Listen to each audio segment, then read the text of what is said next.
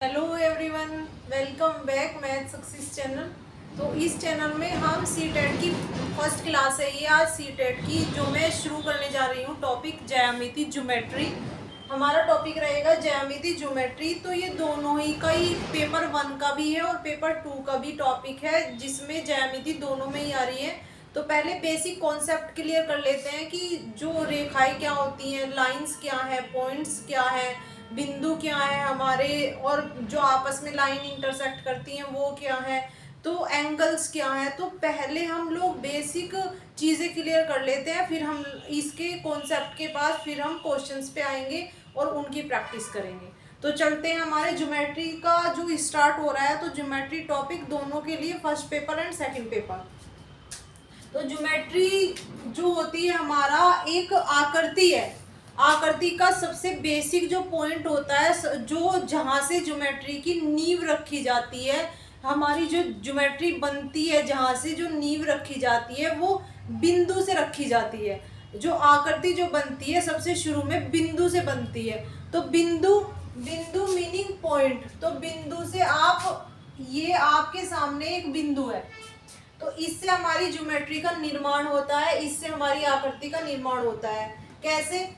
आप अगर बहुत सारे से बिंदु कर दें, ऐसे ऐसे ऐसे बहुत सारे से बिंदु कर दें और इन्हें आपस में मिला दें, तो आपके पास में इन बिंदुओं से लाइन बन जाती है। अगर आप बहुत सारे से बिंदु ऐसे करके और इस तरह से शेप में बिंदु से ऐसे कर दे, तो आपके सामने ट्राइंगल बन जाता है, एक त्रिभुज बन जाता है। तो बिंदु से हमारी लाइन बन गई, बिंदु से हमारा ट्राइंगल बन गया। और अगर आप बिंदु को आपस में सर्किल की फॉर्म में बनाना चाहते हैं तो क्या बन जाता है? वृत्त बन जाता है। तो ये तो हमारी लाइन हो गई, रेखा। ये हमारा त्रिभुज हो गया, ट्राइंगल, और ये हमारा वृत्त हो गया। ऐसे ही एक और आकृति आप बना सकते हैं।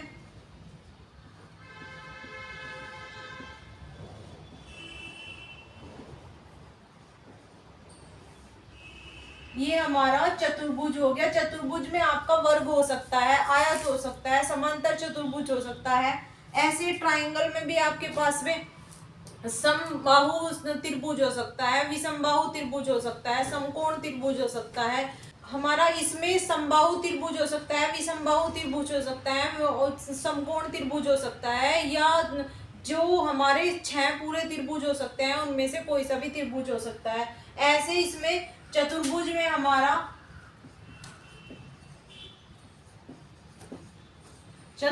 हमारा आयत भी हो सकता है और समांतर चतुर्भुज भी हो सकता है, वर्ग भी हो सकता है। तो ये चतुर्भुज भी, तो जो हमारा कहाँ से मिलकर बना हुआ है? बिंदुओं से मिलकर बना हुआ है। किससे मिलकर बना हुआ है?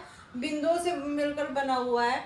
तो अगर एग्जाम में यही क्वेश्चन आ जाए कि समांतर चतुर्भुज किससे मिलकर बना होता है या वर्ग किससे मिलकर बना होता है, तो ज्योमेट्री का वो बेसिक पॉइंट बताइए कि नींव इनकी कहाँ पर रखी है। तो बिंदुओं से इनकी नींव रखी गई है। तो क्वेश्चन सी टेट में इजी क्वेश्चंस नहीं आते, घुमा के क्वेश्चंस आते हैं। घुमाने का मतलब ये है, जिसको बेसिक नॉलेज है, जिसका बेसिक क्लियर है, वही उन क्वेश्चंस के आंसर दे पाता है। नहीं तो क्वेश्चन ऊपर से निकल जाता है, आपको पता नहीं लग पाता कि इसका आंसर क्या आएगा।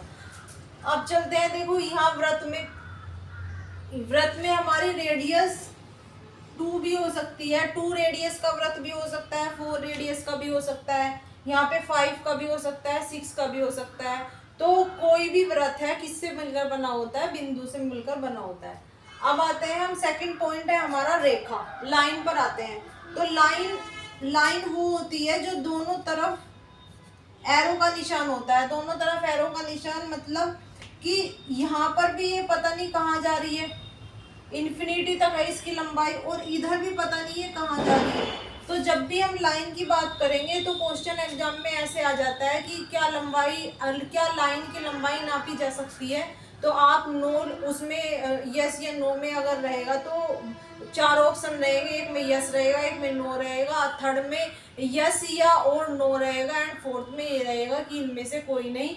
तो आप क्या कहेंगे कि इसकी लंबाई नहीं नापी जा सकती। और अगर आपके सामने एक क्वेश्चन दे दिया कि एक लंबाई 6 सेंटीमीटर की है, तो ये रेखा है, रेखा नहीं है, ये एक रेखाखंड है जो किससे है, 6 सेंटीमीटर की लंबाई वाला है। तो अगर किसी की लंबाई नहीं नापी जा सकती तो वे क्या होती हैं, रेखाएं होती हैं। रेखाएं जैसे कि एक रेखा तो मैंने ऐसे बना दी, और ऐसे भी ये चल सकती हैं रेखाएं, ऐसे भी ये चल सकती हैं रेखाएं। तो रेखाएं कहीं तक भी जा सकती हैं, इनकी कोई भी लंबाई को मेजरमेंट नहीं किया जा सकता, नापा नहीं जा सकता। अब आते हैं नेक्स्ट, ये है रेखाखंड। रेखाखंड लाइन सेगमेंट। लाइन सेगमेंट का मीनिंग देखो, जो एक लंबाई हम नाप सकते हैं, 2 सेंटीमीटर नाप सकते हैं, 3 सेंटीमीटर नाप सकते हैं, 4 सेंटीमीटर नाप सकते हैं, 11 नाप सकते हैं, 100 सेंटीमीटर नाप सकते हैं। तो जिस लंबाई को आप नाप सकते हैं 11 सेंटीमीटर, तो यहाँ से यहाँ तक, तो ये एक रेखाखंड है। रेखाखंड का मतलब होता है रेखा का ही भाग। रेखा का भाग कैसे, देखो यहाँ पर जैसे ये लाइन है, ये पूरी लाइन है, इसमें से मैंने बीच में से कहीं से 11 सेंटीमीटर को काट दिया, तो ये कटा हुआ भाग ही रेखाखंड है, जिसको हम कितने 11 जिसका दूसरा नाम रेखाखंड लाइन सेगमेंट रख दिया है हमने। तो रेखा का कटा हुआ भाग को ही रेखाखंड कहते हैं, जो एक लंबाई के द्वारा नापा जा सकता है। जैसे मैंने 11 सेंटीमीटर की लंबाई बना दी, ये 4 सेंटीमीटर की लंबाई बना दी, ये भी एक रेखाखंड है। ये 10 सेंटीमीटर की लंबाई बना दी, ये भी एक रेखाखंड है। तो लाइन सेगमेंट इस तरह से हो सकते हैं जिनकी लंबाई को आप नाप सकते हैं। अब आता है समांतर रेखाएं, पैरेलल रेखाएं। पैरेलल रेखाएं कैसी होती है, वो आपस में कैसी होती है, पैरेलल होती है। पैरेलल का मीनिंग समझो, यहाँ से यहाँ तक के बीच की दूरी अगर 5 है, तो आप कहीं से भी नाप लीजिए, यहाँ भी 5 ही रहेगी, यहाँ भी 5 ही रहेगी, यहाँ भी 5 ही रहेगी। पैरेलल लाइन कभी ऐसे नहीं हो सकती जैसे कि आपने ऐसे कर दिया। तो यहाँ तो इसकी लंबाई है 4, और यहाँ पर आ गई इसकी 3, और यहाँ पर आ गई इसकी 2। तो अगर इन लाइंस की मैं बात करूं तो ये लाइंस पैरेलल लाइंस नहीं है। क्यों? क्योंकि इनकी डिस्टेंस बार बार बदल रही है, ये एक इक्वल पोर्शन में नहीं चल रही है। यहाँ पर देखो, यहाँ पर सबकी लंबाई, इनके बीच में एक इक्वल डिस्टेंस ही है। यहाँ पर भी 5 है, इन बिंदुओं के बीच में भी 5 है, यहाँ पर भी 5 है, यहाँ पर भी 5 है। तो ये समांतर रेखाएं जो होती हैं, पैरेलल लाइंस जो होती हैं, ना तो आपस में आगे जाके अगर क्वेश्चन आ जाए क्या पैरेलल लाइन आपस में मिल सकती हैं, ऐसे मिल सकती हैं, कहीं पर इंटरसेक्ट कर सकती हैं, कहीं पर काट सकती हैं, तो आपका नो में आंसर आएगा, पैरेलल लाइन कभी भी काटती नहीं है। क्यों नहीं काटती है? कि वे कहीं पर भी चली जाए, इन्फिनिटी तक भी चली जाए, उनके बीच का डिस्टेंस वही 5 ही रहेगा, वे कभी भी नहीं मिलेंगी। तो क्वेश्चन में ये आ जाए कि समांतर रेखाएं काट सकती हैं, तो आपका नहीं में आंसर आना चाहिए, नहीं आना चाहिए। तो अब नेक्स्ट टॉपिक पे आते हैं। एक ही आती है प्रतिभाजक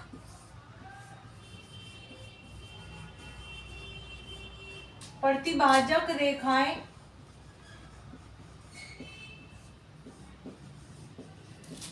या इंटरसेक्टिंग। एक ये रेखाएं आती है प्रतिभाजक का मीनिंग जो आपस में एक दूसरे को काट देती हैं। काटना मतलब कैंसिल कर देना, यहाँ पर से कट लग जाता है। ये एम है लाइन, इसका मैं नाम दे देती हूँ एल। तो अगर आपस में ये काट दे एक दूसरे को तो क्या होता है, प्रतिभाजक लाइन होती है, या इंटरसेक्ट कर देना। इंटरसेक्ट का मीनिंग होता है एक दूसरे को काट देना। तो आपसे अगर क्वेश्चन पूछा जाए कि प्रतिभाजक लाइन आपस में काटती है क्या, तो उसमें यस आएगा, यस ये आपस में काटती है। और काटने वाले बिंदु को ही हम क्या कहते हैं, प्रतिच्छेद बिंदु कहते हैं।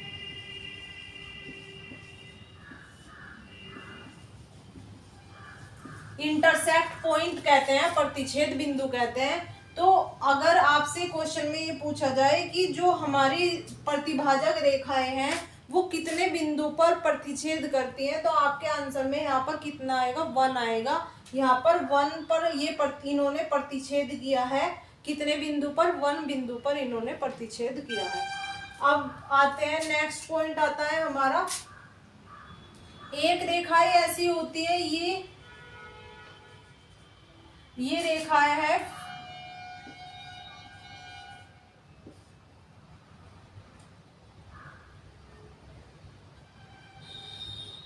ये इस तरह से रेखा है 5 सेंटीमीटर की जो आगे तक जा रही है, और इसके ऊपर से मैं दूसरी रेखा बना दूं तो इसके ये समरूप रेखाएं हो जाती हैं, एक दूसरे के ऊपर रेखाएं हो जाती हैं, कोइंसिडेंट रेखाएं हो जाती हैं, जो एक दूसरे के रूप रेखा एक दूसरे के ऊपर से निकल जाती हैं।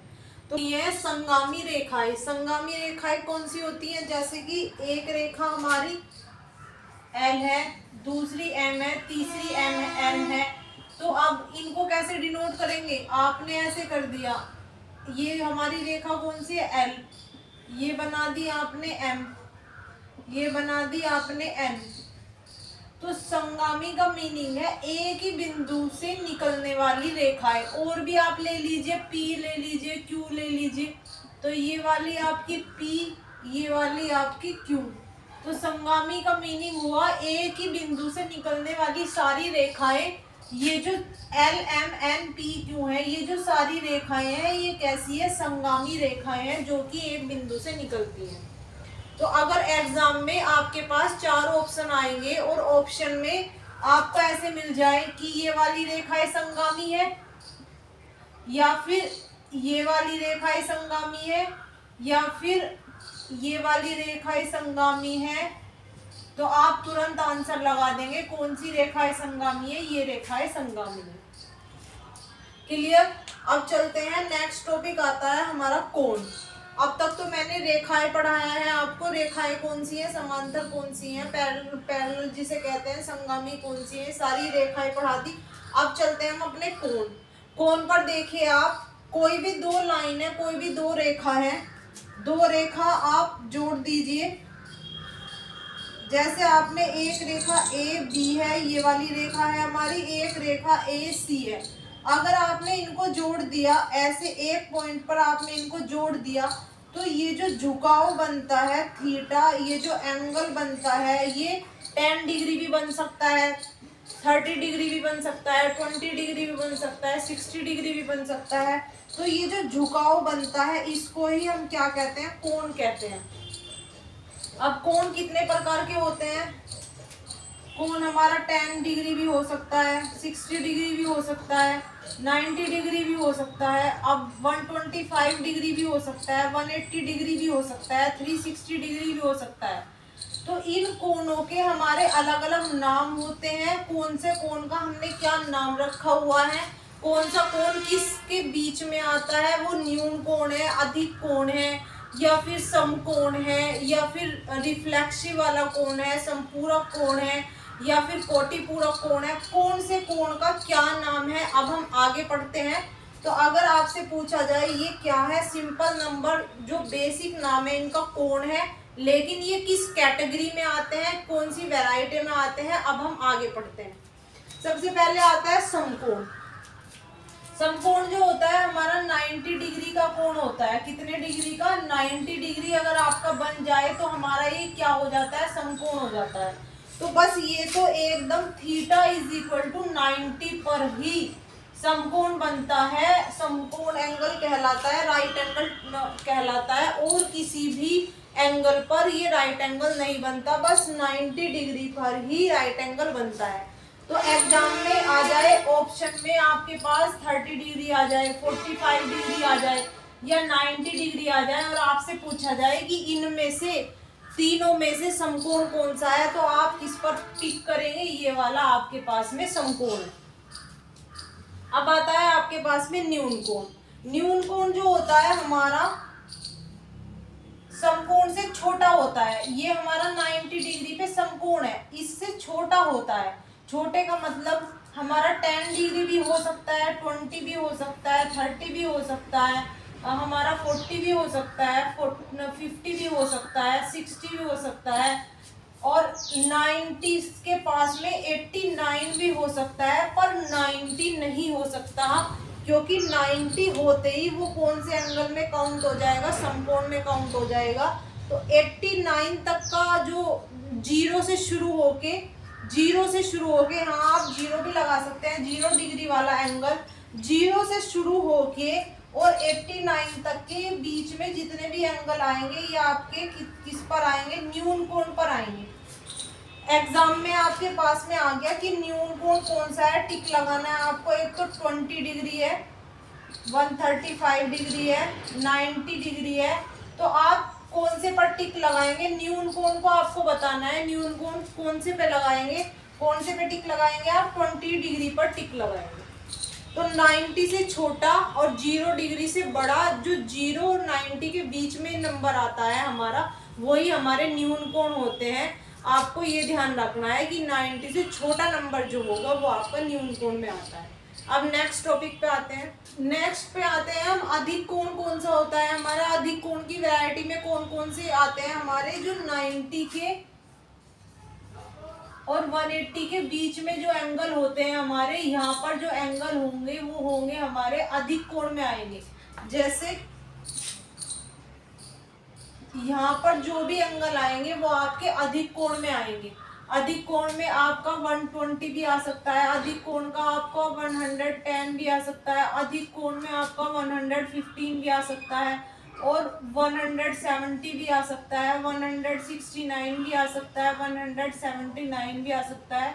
तो ये वाले एंगल वे हैं जो 90 से तो बड़े हैं और 180 से छोटे हैं। तो 90 और 180 के बीच में जो एंगल आते हैं वे अधिक कोण में आते हैं।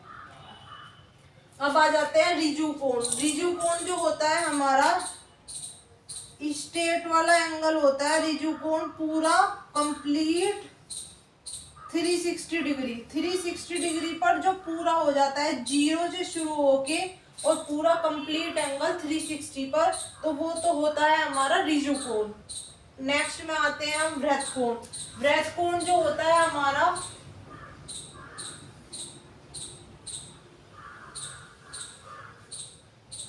ये होता है हमारा 225 डिग्री हो, यानी कि 180 से बड़ा होता है और 360 डिग्री से आपका छोटा होता है। 225, 270 डिग्री, 215 डिग्री, 182 डिग्री, 190 डिग्री। तो ये 180 से बड़े होंगे और 360 से छोटा होगा। ये वाला हमारा कोण कौन सा होगा, वृत्त कोण होगा।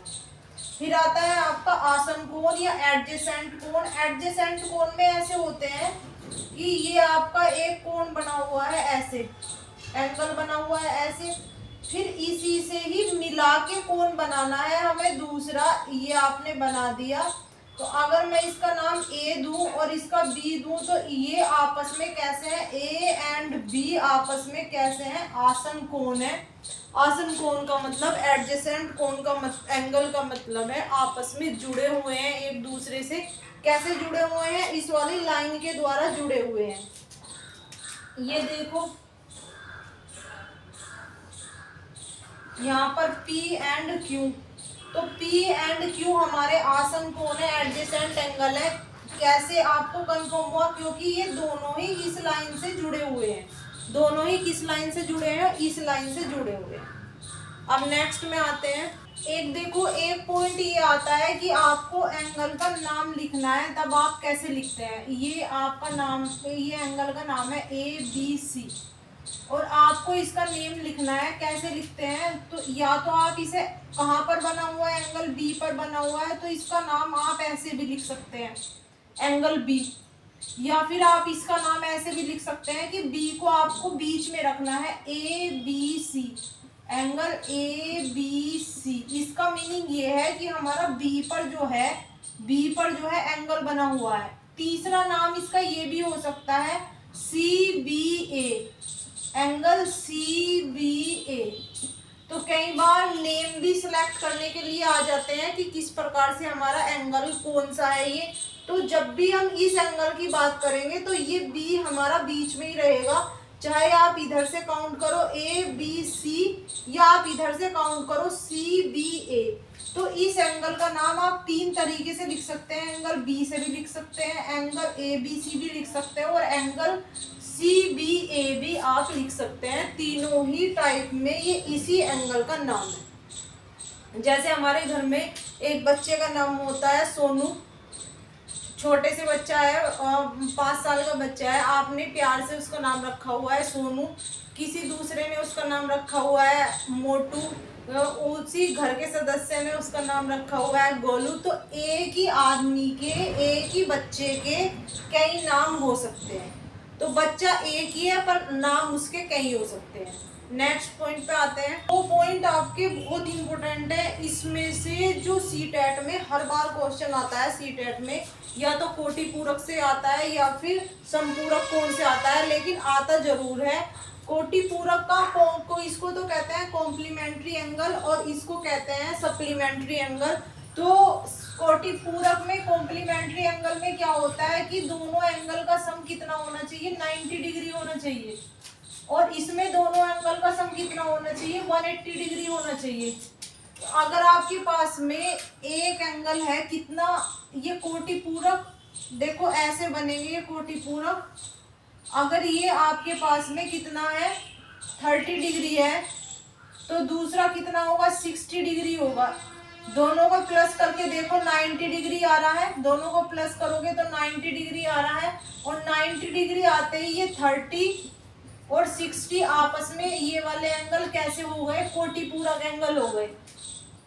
या फिर एक और ले लीजिए 40 ले लीजिए, 50 ले लीजिए, दोनों को प्लस करके देखो आप कितना आ रहा है 90 डिग्री आ रहा है। तो ये दोनों एंगल कैसे हो गए, कोटि पूरक एंगल हो गए। अब इसमें देखो संपूरक में दोनों का सम कितना आना चाहिए, 180 डिग्री आना चाहिए। कैसे आएगा, एक ही एंगल है, एक ही एंगल है। ये एंगल तो आपका सपोज दैट 70 डिग्री है और ये एंगल आपका 110 डिग्री है।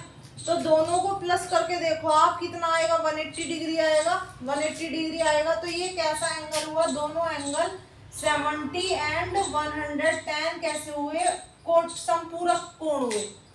दूसरा एग्जांपल देख लो, एक 80 डिग्री है और एक 100 डिग्री है, दोनों को प्लस करके देखो 180 आएगा। तो ये संपूरक कोण है। दोनों कोण कैसे हैं, संपूरक कोण है। एग्जामिनर एग्जाम में पूछेगा ऐसे ब्रैकेट बना के, ये ए पार्ट हो जाएगा, ये बी पार्ट हो जाएगा, ये सी पार्ट हो जाएगा। तो ऐसे ब्रैकेट बना के आपसे पूछेगा कि कौन सा कोटि पूरक है। तो कोटि पूरक की बात आएगी तो आप इसमें से टिक कर देंगे, और संपूरक कोण के बारे में पूछेगा तो आप इनमें से दोनों में से किसी एक पर टिक कर देंगे। इस तरह से करेंगे। नेक्स्ट पॉइंट पे आते हैं। नेक्स्ट पॉइंट देखो, शीर्षाभिमुख कोण, vertically opposite angle. Opposite angle कैसे होते हैं, ये दो आपने लाइन बना ली, ये लाइन एल है, ये एम है। तो अगर आप इसमें शीर्षाभिमुख एंगल देखो तो यहाँ इसके सामने, इस एंगल के सामने ये वाला एंगल है, इसका नाम है एंगल ए, इसका नाम है एंगल बी। तो angle A and angle B कैसे कोण है, शीर्षाभिमुख कोण है। आमने सामने के जो एंगल होते हैं वे शीर्षाभिमुख कोण होते हैं। अगर मैं इसका नाम एंगल सी दूं और इसका एंगल डी, तो ये आमने सामने जो एंगल पड़ रहे हैं ये कैसे एंगल है, angle C and angle D कैसे एंगल है, शीर्षाभिमुख कोण है।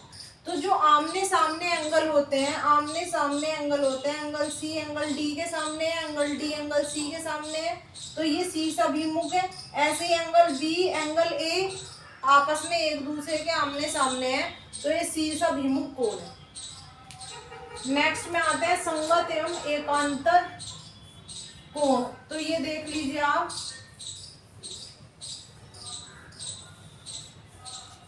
ये दो लाइन है, तीन लाइन है, एल इसका नाम है एम और एक लाइन है आपकी पी।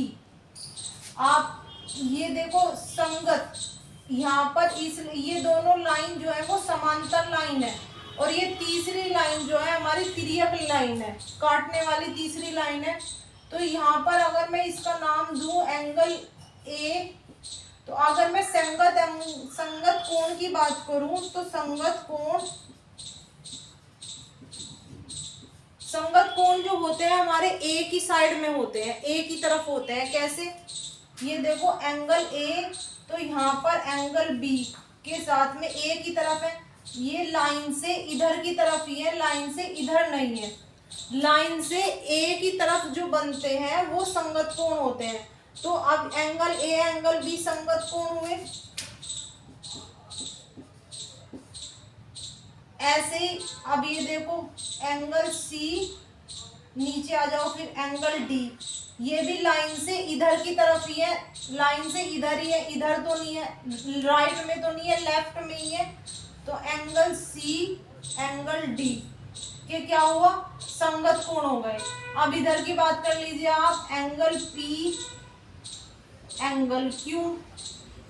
अब देखो, अब तक तो मैंने लेफ्ट की बात की थी, इधर बाएं तरफ में बात की थी, अब मैं राइट की बात कर रही हूं। तो angle P and angle Q कैसे हुए? संगत कोण हुए। ये नीचे वाला देख लो आप, angle E angle F, angle E angle F, नीचे वाले ए की तरफ के ही कोण है, ये ए की तरफ के ही एंगल है, तो आपस में कैसे एंगल है? संगत एंगल है। अब दूसरा आता है एकांतर कोण। एकांतर कोण देख लीजिए, अंतर कोण जो होते हैं, एक लाइन के इधर है तो दूसरा लाइन के इधर है। कैसे? अब ये देखो आप, अगर आप इस एंगल की बात करें, एंगल ए के साथ में अगर आप बात करेंगे, ये देखो लाइन से पहले लाइन के अंदर की बात कर लेते हैं, बाहर की बाद में करेंगे। अगर आप एंगल सी लोगे, इधर इस लाइन से एंगल सी लोगे, तो इस लाइन से ये वाली लाइन जहाँ पर खत्म हो रही है, ये इधर वाला एंगल आ जाएगा। इधर वाला नहीं ले सकते क्योंकि ये तो संगत में आ जाएगा। तो एक लाइन के दोनों तरफ बनने वाले ये लाइन से एंगल सी तो इधर की तरफ है और एंगल क्यू इधर की तरफ है, तो angle C and angle Q. अब देखो angle E and angle B, angle E and angle B, ये हमारे कैसे हुए? एकांतर कोण। ये तो लाइन के अंदर की बात की है मैंने, ये चारों कोणों एंगल की बात हो गई। अब लाइन के बाहर की बात कर लेते हैं, ए पी की बात कर लेते हैं, डी एफ की बात कर लेते हैं। तो जो ये एंगल ए है, ये तो किसके इक्वल हो जाएगा? एंगल ए तो हो जाएगा एंगल एफ के, एंड एंगल पी हो जाएगा एंगल डी के, एंगल पी हो जाएगा एंगल डी के। इस तरह से हमारे एकांतर कोण होते हैं। तो ऐसे ब्रैकेट में आएंगे, नेम नोट करे हुए ब्रैकेट में क्वेश्चंस आएंगे और आपको कैसे लगाना है? ऐसे टिक लगाना है। एकांतर कोण कौन सा है तो आपको देखना है, ऐसे फिगर बनी हुई आएगी उसमें एग्जाम में, और आपके सामने जो ब्रैकेट में ये आएंगे क्वेश्चन आएंगे, ऑप्शंस में लिखे हुए आएंगे और आपको उन पर टिक लगाना है कि एकांतर कोण कौन सा है और संगत कोण कौन सा है। तो मेरे ये जो क्वेश्चन है एंगल के वो कंप्लीट हो गए हैं। अब मैं मिलती हूँ आपको नेक्स्ट टॉपिक के साथ, क्योंकि ज्योमेट्री हमारा एक बहुत बड़ा चैप्टर है। तो इस चैप्टर में 2D शेप भी पढ़ेंगे हम और 3D शेप भी पढ़ेंगे। 2D आकृति भी है और 3D आकृति भी है। तो मिलते हैं नेक्स्ट क्लास के साथ, तब तक आप इनकी खूब अच्छे से प्रैक्टिस कीजिए, क्योंकि बाद में मैं जैसे ही चैप्टर ख़त्म होगा इनके क्वेश्चन कराऊंगी, तो क्वेश्चन में प्रैक्टिस के क्वेश्चन कराऊंगी। प्रैक्टिस की क्लास मेरी अलग से आएगी, तो आपको हेल्प मिलेगी इन बेसिक पॉइंट से। बेसिक पॉइंट करने बहुत ज़रूरी हैं। तब तक लाइक करें, शेयर करें, सब्सक्राइब करें। Thank you.